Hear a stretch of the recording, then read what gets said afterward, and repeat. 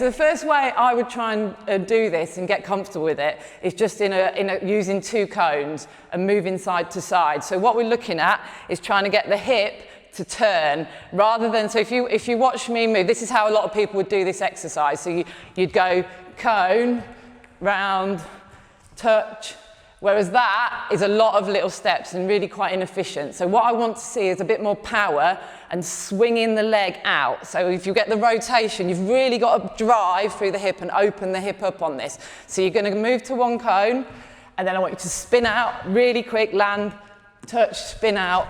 So basically you should see I'm literally across the court from cone, lunge, my leg's here. So I'm not going, just show again, I'm not coming round and turning. So I'm on the tee. So if you imagine if I've hit a cross-court drive from here, I'm back on the tee. So you're just going to go side to side. So it's really nice and smooth. Try and do it slowly to start with. I find a lot of people do this too fast, and actually then they don't use the movement properly. But I really want one last try, because I know it's really quite different to what people do. So you're going to go there, smooth rhythm. Always use your right hand to touch, just because that's the hand, well, right or left, whichever hand you use, always use that to touch the cones. So then we're going to go into, this movement is really one of the most difficult ones in the game. So you're going to drop back, just an imaginary tee, or you can use the tee.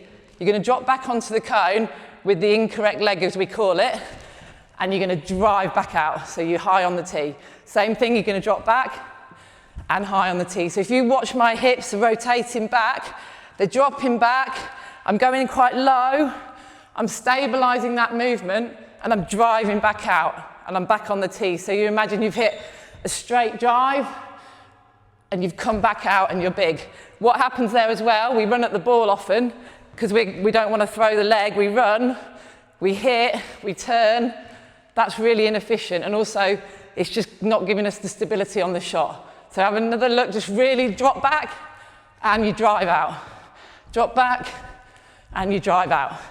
So that's 2 really important movements there that we're looking at.